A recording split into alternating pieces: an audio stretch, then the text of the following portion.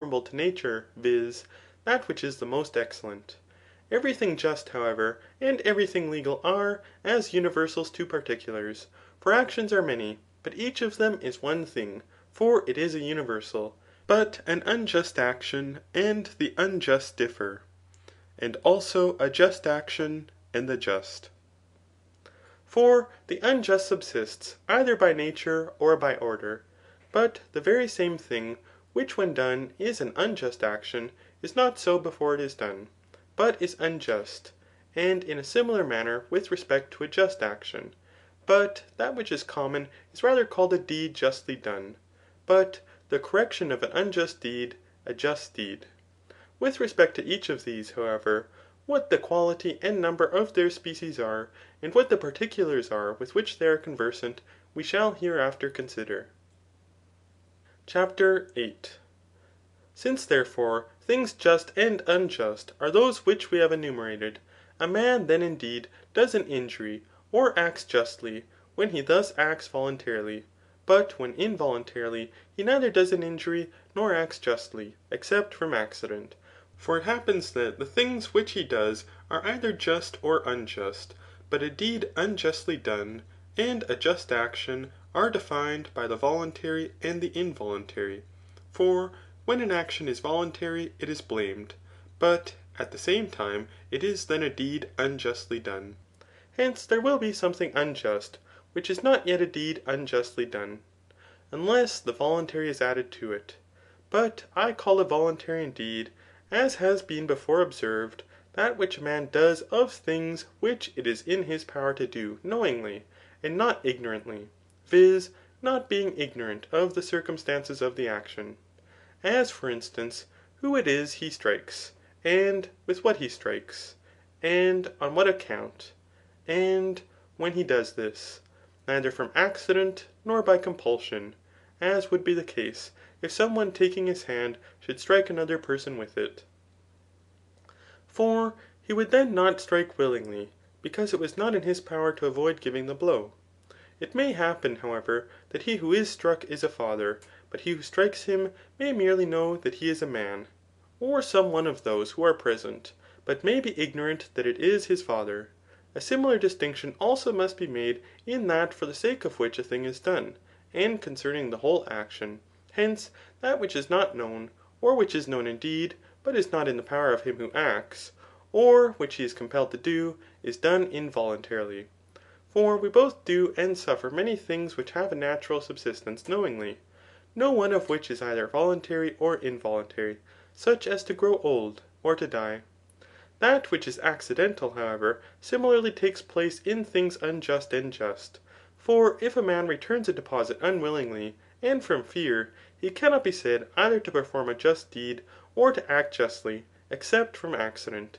In a similar manner, he who from compulsion and unwillingly does not return a deposit, must be said to be unjust, and to do an unjust deed from accident. But of voluntary actions, some indeed we perform with previous choice, and others without previous choice.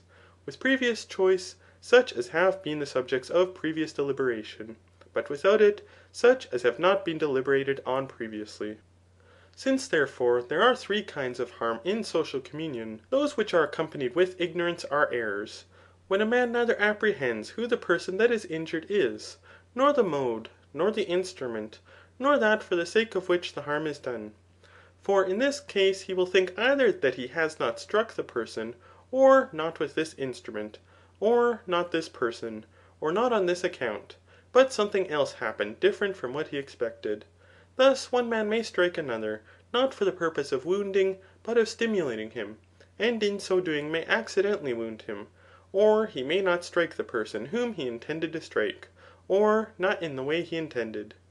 When therefore harm is done unintentionally, it is a misfortune, but when it is done not unintentionally, yet without vice, it is an error. For a man then errs, when the principle of the cause is in himself, but he is unfortunate when the principle is external to him. When, however, harm is done knowingly, but without previous deliberation, it is a deed unjustly done. As for instance, whatever happens to men through anger, or other passions, which are necessary or natural. For those who injure others, and err through the influence of these passions, act indeed unjustly, and their deeds are unjustly done. Nevertheless, they are not yet unjust on account of these actions, nor depraved ; for the harm which they did was not through depravity. But when a man injures another from deliberate choice, he is unjust and depraved. Hence, those deeds which are the effect of anger are well judged not to be the result of previous design. For the principle of action is not in him who is angry, but in him who excited his anger. Again, when one man hurts another from anger, there is no controversy about the deed, as to its having been done, but about the justice of it. For anger is excited on account of apparent injustice. For here there is no controversy about the existence of the thing, as there is in contracts, in which it is necessary that one of the contractors should be a depraved character, unless his conduct is the effect of oblivion. But acknowledging the fact, they controvert the justice of it. He, however, who hurts another person deliberately, is not ignorant of the deed. Hence, the one of these thinks he is injured, but the other thinks he is not. But he who does harm to another person from deliberate choice, acts unjustly. And he who injures another according to those deeds which are done unjustly, is unjust, when he acts contrary to proportion or to the equal. In a similar manner also, he is just when he acts justly from previous choice, but he acts justly if he only acts willingly. Of involuntary actions, however, some deserve to be pardoned, but others do not. For such involuntary errors as are not only committed ignorantly, but also through ignorance, deserve to be pardoned ; but such as are not committed through ignorance, but ignorantly, yet from passion, neither natural nor human, do not deserve to be pardoned. CHAPTER IX.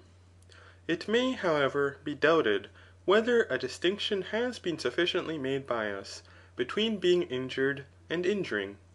In the first place, indeed, if the thing is as Euripides asserts it to be, when he absurdly says, To speak briefly, I may kill my mother, both of us being willing, or I being unwilling, and she willing.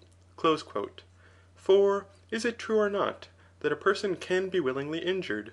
Or is every one unwillingly injured, in the same manner as every one who does an injury does it willingly? Or do some persons suffer an injury voluntarily, and others involuntarily? And a similar inquiry may also be made with respect to obtaining justice. For to act justly is wholly a voluntary thing. Hence, the being injured and obtaining justice are deservedly opposed in a similar manner to each other, so that they are either voluntary or involuntary. It may, however, appear to be absurd, that in obtaining justice, the whole should be voluntary, for some persons obtain justice unwillingly. And this also may be doubted, whether every one who suffers something unjust is injured, or whether, as it is in acting, so it is in suffering. For it is possible in both these to obtain what is just from accident. And it is evident that the like also may take place in things unjust. For it is not the same thing to do unjust things, and to do an injury, nor is it the same thing to suffer unjust things, and to be injured. The like also takes place in acting justly, and obtaining justice. For it is impossible to be injured unless there is some one who does the injury, or to obtain justice unless there is some one who acts justly. But if to do an injury is simply to hurt some one willingly, and to hurt willingly is to do so knowing the person who is hurt, and the instrument, and the manner in which he is hurt, but the intemperate man willingly hurts himself, if this be the case, he will be voluntarily injured, and it will be possible for a man to injure himself. This, however, is also one of the things which are dubious, whether it is possible for a man to injure himself. Farther still, a man may voluntarily, through intemperance, be injured by another person, so that it will be possible for a man to be injured voluntarily. Or shall we say that the definition which we have given of doing an injury, viz. That it is to hurt some one voluntarily, is not right? But we must add the words, to hurt, knowing the person who is hurt, and the instrument, and the manner in which he is hurt, contrary to his will? A man, therefore, may be hurt, and suffer unjust things willingly. But no one is willingly injured, for no one wishes to be injured. not even the intemperate man, but.